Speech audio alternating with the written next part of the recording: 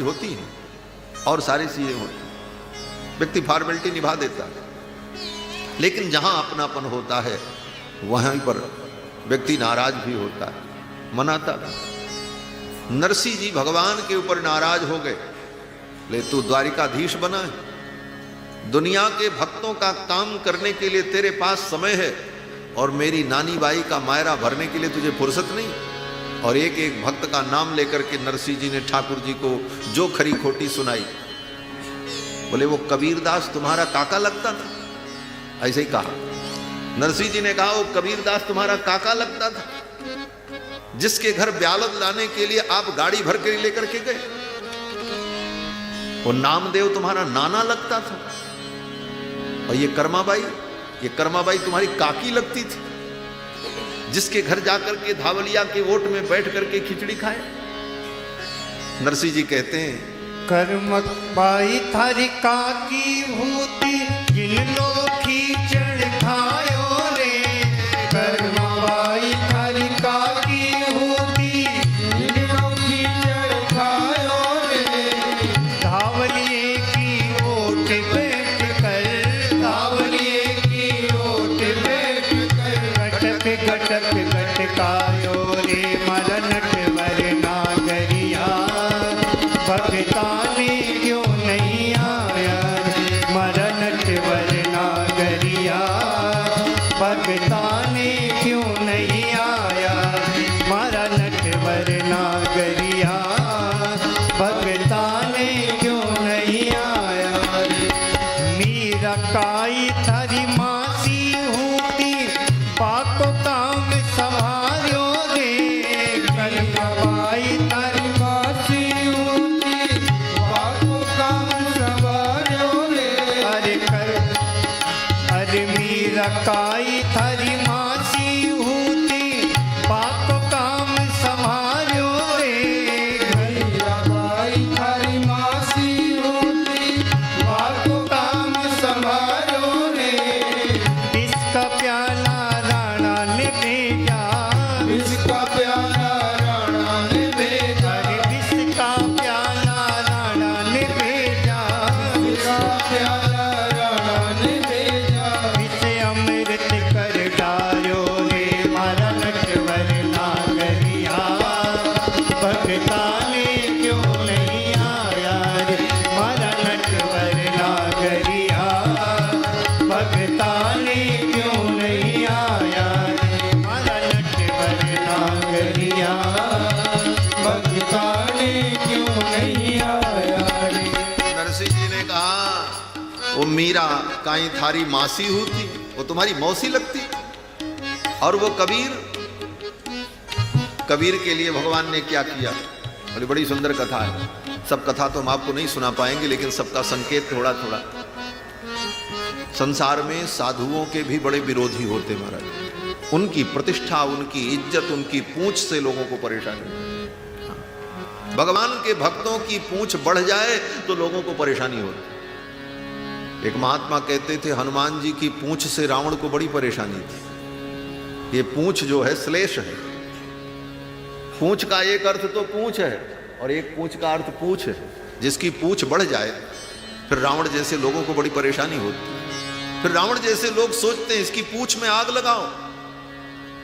हाँ, और उसकी पूंछ में आग लगाना चाहते हैं, इसको लोग पूछना बंद करें, इसकी पूंछ में आग लग जाए। लेकिन जानते नहीं भगवान की कृपा से जिसकी पूंछ बढ़ती है और उसकी पूंछ में रावण जैसे लोग जब आग लगाना चाहते हैं तो खुद रावण की लंका जल करके खाक हो जाती है। पूंछ का कुछ नहीं बिगड़ता, पूंछ ज्यों की त्यों रहती। एक बाल भी नहीं हनुमान जी का जला और रावण की पूरी लंका जल गई। तो भगवान के भक्तों की महिमा बढ़ती है, पूंछ बढ़ती है, तो ईर्ष्यालुओं को, दुष्टों को बड़ा कष्ट होता है। कबीरदास जी की महिमा चारों तरफ बढ़ने लगी तो कुछ बदमाश लोगों ने सोचा चलो कबीर को बदनाम करें। और कबीरदास जी को बदनाम करने के लिए क्या किया। बोले उस जमाने में तो मोबाइल, फोटो, कैमरा, समाचार पत्र तो कुछ होता नहीं था। कबीर को तो लोग जानते थे, हाँ कबीर नाम के कोई संत हैं, लोगों से लोग सुनते थे, देखे बहुत कम लोग थे। तो कुछ दुष्टों ने क्या किया, बोले 4-5 दुष्ट मिलकर के योजना बनाए, बोले चलो चारों दिशा में हम लोग चलते हैं और चल करके तीर्थों में कबीर के नाम पर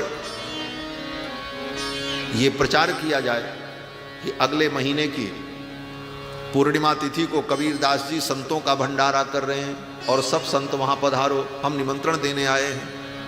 और उन दुष्टों ने जाकर के चारों दिशाओं में, चारों तरफ तीर्थों में घूम घूम करके निमंत्रण दे दिया कि फला तारीख को कबीरदास जी के यहाँ संतों का बहुत बड़ा भंडारा है, आप सब पधारो। धोती मिलेगी, अचला मिलेगा, दक्षिणा मिलेगी, मुद्रा मिलेगी। अब महात्माओं की टोली चल पड़ी पद यात्रा करते हुए, चारों तरफ से महात्मा लोग आने लगे और कबीरदास जी को पता नहीं। इन दुष्टों ने सोचा अब इतने महात्मा जब पहुंचेंगे और वहां खाने को तो मिलेगा नहीं, कोई तैयारी तो है नहीं, फिर तो सब कबीर को गाली देंगे। ये साधु सेवा करता है, साधुओं को बुला लिया, भोजन तक नहीं कराया। फिर यही साधु जाकर के चारों तरफ दुनिया में कबीर का दुष्प्रचार करेंगे। ऐसा षड्यंत्र सबने रचा, निमंत्रण दे दिया। अब महात्माओं की भीड़ आने लगी महाराज। कुछ महात्मा आ गए। संजोग से कबीरदास जी कहीं निकले थे कुछ काम से, तब तक उधर से महात्माओं की टोली आ रही थी। उन महात्माओं को कबीरदास जी ने प्रणाम किया। उन महात्माओं ने कबीरदास जी को पहचाना नहीं, क्योंकि देखे तो थे नहीं, फोटो वोटो तो उस जमाने में होती नहीं थी, नाम सुना था। तो कबीरदास जी से ही पूछा, महात्मन यहाँ कोई बहुत बड़े संत कबीरदास रहते हैं, हम लोग उन्हीं के यहाँ जाना चाहते हैं, उनकी कुटिया किधर है, आप रास्ता बताओ। तो कबीरदास जी ने सोचा मेरे यहाँ ऐसे तो कोई आता जाता नहीं। कबीरदास जी ने पूछा क्या बात है, उनके यहाँ क्या करने जाओगे? महात्माओं ने कहा इतने बड़े संत हैं, उन्होंने भंडारा का आयोजन किया है, परसों भंडारा है और बड़े बड़े संत आ रहे हैं, हमें भी निमंत्रण मिला है, इसी बहाने उनका दर्शन भी होगा और प्रसाद भी मिलेगा। अब तो कबीरदास जी को पसीना छूट, मेरे यहां भंडारा, ये किसी दुष्ट ने षड्यंत्र किया मेरे, अब मैं क्या करूं? कबीरदास जी ने रास्ता बता दिया, बोले वो घर है कबीर का। और कबीरदास जी आगे निकले, बोले अब लौट के जाना ही नहीं है उधर। जा करके एक झाड़ी में कबीरदास जी चुपचाप छिप करके बैठ गए। बोले अब तो बड़ी बेइज्जती हो, ये महात्मा क्या कहेंगे? और महात्मा में भी सब प्रकार के महात्मा होते हैं, त्यागी महात्मा। त्यागी महात्मा तो बड़े उग्र भी होते हैं, कभी कभी लड़ाई भिड़ाई में भी आगे हो जाते। कबीरदास जी ने सोचा इन महात्माओं से निपटना बड़ा कठिन है, छिप करके एक झाड़ी में बैठ गए। बड़े चिंतित हुए, भगवान को चिंता भई मेरे कबीर की इज्जत कैसे बचेगी। भगवान स्वयं कबीरदास जी का रूप धारण करके प्रकट हो गए घर में। अब जितने संत आए उनकी सेवा में कबीरदास जी के रूप में भगवान लग गए, और भगवान के संकल्प से तो सब कुछ होता। सारी सामग्री प्रकट हो गई, कारीगर आ गए, सब बनने लगा और भंडारा चलने लगा। और कबीरदास जी के रूप में भगवान ही उन संतों को भोजन करावें, फिर दक्षिणा दें, वस्त्र दें, और महात्मा लोग गुणगान करते हुए जाने लगे। महात्मा लोग जब गुणगान करते हुए जाने लगे, कबीरदास जी तो झाड़ी में छिप करके बैठे थे, महात्मा लोग जा रहे थे। बोले कितने अच्छे संत हैं कबीर, क्या भंडारा किया, खूब जिमाया, खूब दक्षिणा दी, ऐसे सुंदर सुंदर सिल्क के वस्त्र दिए, अद्भुत है कबीरदास जी महाराज। ऐसे महापुरुष का हमें दर्शन हुआ। कबीरदास जी ने सोचा हम तो झाड़ी में बैठे हैं, ये दूसरा कबीर कौन आ गया? कबीरदास जी जान गए मेरे प्रभु की लीला। फिर कबीरदास जी धीरे से दबे पांव उठे और अपनी चादर को अपने सिर पर डाला, अपना मुख भी ढक लिया कि कोई मुझे देख न ले, और धीरे धीरे दबे पांव संतों की उस भीड़ में अपने ही द्वार पर जब पहुंचे तो देखते हैं क्या मारा, बड़े बड़े कड़ाहे चढ़े हुए हैं, सैकड़ों कारीगर भोजन व्यंजन बना रहे हैं, उधर पंक्ति चल रही, उधर भोजन हो रहा है। और कबीरदास जी ने देखा, कबीरदास जी के ही रूप में भगवान खड़े होकर के सबको दक्षिणा दे रहे हैं, वस्त्र बांट रहे हैं। कबीरदास जी ने पहचान लिया मेरे प्रभु रघुनाथ जी आ गए। इनकी लीला अद्भुत है। जाकर के कबीरदास जी ने रघुनाथ जी को प्रणाम किया। जब प्रणाम किया तो कबीरदास जी के रूप में भगवान ही तो थे। भगवान ने कबीरदास जी को उठाया और अपने हृदय से लगाया और कहा, कबीरदास अब ये तुम संभालो। कबीरदास जी ने कहा, प्रभु ये आपके ही बस की बात है, मेरे बस की नहीं। भगवान ने कहा, चिंता मत करो, मैंने छू दिया है, अब ये झोली घटेगी नहीं, रुपया घटेगा नहीं, तुम बांटते रहो, तुम्हारी यश और कीर्ति बढ़े। ऐसा कह करके भगवान ने वो झोली जिसमें दक्षिणा रखी थी वो कबीरदास जी को पकड़ा दिया और भगवान अंतर्ध्यान हो गए और कबीरदास जी बांटते रहे, भंडारा चलता रहा और भंडारा घटा नहीं। इस कथा का स्मरण करके नरसिंह जी महाराज भगवान को उलाहना देते हैं। वो कबीर तुम्हारा काका लगता था, जिसके घर घी तेल टीना कनस्टर सब लेकर के आप पहुंचे और भंडारा करवाया, और मेरी बेटी नानी बाई के घर मायरा भरने के लिए आपको फुर्सत नहीं। कबीर दास थारो काका लागे पागर वाली दिलायो रे। कबीर दास थारो काका लागे पागर वाली दिलायो रे। गिरी छुहारा खाड़ खोपड़ा, गिरी छुहारा खाड़ खोपड़ा, गिरी छुहारा खाड़ खोपड़ा, गिरी छुहारा खाड़ खोपड़ा। आप लदावन आयो रे मारा नटवर नागरिया। भगता ने क्यों नहीं आया रे मारा नटवर नागरिया। भगता ने क्यों नहीं आया रे मारा नटवर नागरिया। भगता ने क्यों नहीं आया रे मारा नटवर नागरिया। भगता ने क्यों नहीं आया रे। नरसिंह जी ने बड़ा उलाहना दिया है अपने ठाकुर को। बात मैं कर रहा था कर्माबाई की, कि कर्माबाई अपने धाबड़िया के पर्दे के ओट में ठाकुर जी को भोजन कराया। ठाकुर जी भोजन करके विदा हो गए।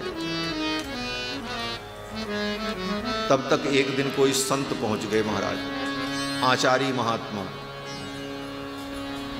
आचार्य महात्मा बड़े आचार विचार वाले,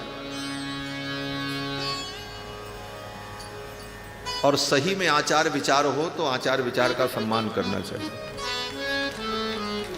लेकिन आचार विचार की निष्ठा न हो, केवल नाटक हो, बोले तो वो आचार विचार नहीं है, वो आचारी नहीं, वो अति आचारी है। और अति आचारी में संधि करने पर अत्याचारी शब्द बनता है, वो अत्याचारी ही हो जाता है। तो सबके ऊपर अपचार करता, सबका अपमान करता फिरता है। आचार विचार होना चाहिए, लेकिन दिखाने के लिए नहीं, यथार्थ में। वो महात्मा पहुंच गए महाराज, बड़े नियमनिष्ठ थे, यथार्थ में उनकी नियम की निष्ठा थी। पहुंचे सवेरे सवेरे, देखा कर्माबाई बिना नहाए धोए चूल्हा जला रही थी। महात्मा ने कहा, री बाई कर्मा, तू सवेरे सवेरे किसके लिए भोजन बनाती है? क्या तुझे भूख लग जाती है सवेरे सवेरे? कर्माबाई ने कहा, मैं अपने लिए नहीं बनाती हूं, मैं तो जगन्नाथ जी के लिए बनाती हूं। बोले जगन्नाथ जी के लिए? महात्मा ने सोचा अपने भगवान को भोग वोग लगाती होगी। जगन्नाथ माने भगवान, वो क्या जाने कि जगन्नाथ भगवान आते हैं खिचड़ी खाने के लिए। कर्माबाई ने कहा, मैं अपने भगवान के लिए भोग बनाती हूँ, जगन्नाथ के लिए जगदीश भोग लगाते हैं, सवेरे सवेरे उनको भूख लगती है, उनके लिए खिचड़ी बना रहे। महात्मा ने सोचा भगवान के लिए बनाती है और बिना नहाए बनाती है, तो उन्होंने लंबा चौड़ा प्रवचन सुना दिया। देखो, भगवान को भोग तब अच्छा लगता है जब प्रेम से बनाओ, पवित्रता से बनाओ, नियम से। सारे नियम सिखा दिए। पहले तुम नहाओ, घर को शुद्ध करो, बर्तन शुद्ध करो, चूल्हा को शुद्ध करो, और चूल्हे में जो लकड़ी लगाओ उसको भी पहले पानी से धो लो, तब लगाओ, उसको भी शुद्ध करो। इतने कठोर नियम सब बताए महाराज। बोले इतना सब करने से क्या होगा? महात्मा ने कहा, तब भगवान और प्रेम से भोग लगाएंगे। बोले अच्छा? बोले तब तो ठीक है। भाई ने सोचा कि भगवान और प्रेम से भोग लगावे तो अच्छे से बनाना चाहिए। सारे उपदेश को सुन लिया, और दूसरे दिन कर्माबाई सवेरे सवेरे महाराज उठी और उठ करके घर की सफाई किया, सब कुछ किया। स्वयं नहा धो करके किसी प्रकार तैयार हुई, चूल्हे पर खिचड़ी चढ़ाया, लकड़ी को भी पानी में धोया और धोने के बाद चूल्हे में लगाया। अब काहे को लकड़ी जले, भीगी लकड़ी। अब धुआं देने लगी लकड़ी, और फूंक फूंक करके वो चूल्हा जलाती, उसकी आंखों में धुआं लगता। ये सब करते करते विलंब हो गया, खिचड़ी बन के तैयार नहीं हुई। तब तक भगवान आ गए। वो तो रोज आते थे ठाकुर, और आए भगवान, और भगवान जगन्नाथ ने कहा, मैया बहुत भूख लगी है, जल्दी से खिचड़ी खिला। मैया ने कहा, बेटा रुक जाओ, बस खिचड़ी तैयार ही होने वाली, थोड़ी सी और पक जाए तो मैं खिलाऊं, थोड़ी देर प्रतीक्षा कर लो। अब भगवान पीढ़े पर बैठे, मगल कर्माबाई खिचड़ी बना रही, और भगवान को तो बड़ी जल्दी थी, क्यों बोले मंदिर में यहाँ सारे विधि विधान होने वाले थे। तो भगवान कहते थे कि जल्दी कर मां, भगवान उसको मां कहते थे, वो मातृभाव से भगवान को भोग लगाती थी, भगवान को बेटा समझती, तो भगवान भी उसको मां समझती। तो भगवान कहते जल्दी कर मां, जल्दी कर मां, जल्दी कर मां, मुझे देर हो रही, मुझे जाना है। उसका असली नाम क्या था ये किसी को पता नहीं है, भगवान कहते थे जल्दी कर्मा, जल्दी कर्मा, इसलिए उसका नाम हो गया कर्मा। क्या नाम था पता नहीं। जैसे सबरी, सबरी का असली नाम क्या किसी को पता नहीं, वो तो सबर जाति की थी इसलिए सबरी, नाम क्या था किसी को पता नहीं। और नाम से क्या मतलब है, काम से मतलब होना चाहिए। आजकल लोग नाम से मतलब रखते, काम कुछ नहीं करना नाम हो, काम कुछ नहीं करना नाम हो। और वास्तविक भक्ति क्या है, बोले वास्तविक भक्ति सबरी और कर्मा की, जिनका नाम भी आज तक किसी को पता नहीं, लेकिन इनका कृत्य इतना महान है कि आज भी हमारे लिए प्रेरणा का विषय है। सबरी का नाम क्या है किसी को पता नहीं, लेकिन सबरी का काम, सबरी का काम दिखता है, सबरी की सेवा दिखती है, सबरी नहीं दिखती। रामायण पढ़ लेना, सबरी की भी कथा भक्तमाल में, कि सबरी सवेरे सवेरे उठती थी तो क्या कर, बोले सवेरे उठ करके रात्रि के 2 बजे फूल तोड़ ले, फल ले ले, सूखी लकड़ियां ले ले, और बड़े बड़े पत्ते लेकर के उनको गूंथ करके पत्रावली बनाकर, इन सारी चीज़ों को पत्तों में सजाकर, टोकरी में सजाकर, एक एक महात्माओं की कुटिया के दरवाजे पर रात्रि के 2 बजे रख करके चली आती। महात्मा उठेंगे सवेरे, इनको फल की जरूरत पड़ेगी, कंदमूल ढूंढने जाना पड़ेगा, और फल तो शुद्ध होता है, किसी के भी हाथ का ले लो कोई बात नहीं, मेरे भी हाथ का फल ग्रहण करेंगे महात्मा लोग, कोई इसमें दोष भी नहीं। फूल, तुलसी, फल ये सब ले जाकर के महात्माओं की कुटिया के द्वार पर भोर में रख देती। महात्मा लोग जब उठते तो उनको मिलता। प्रियादास जी लिखते हैं, उठते सवेरे कहे कौन दो बुहारी गए,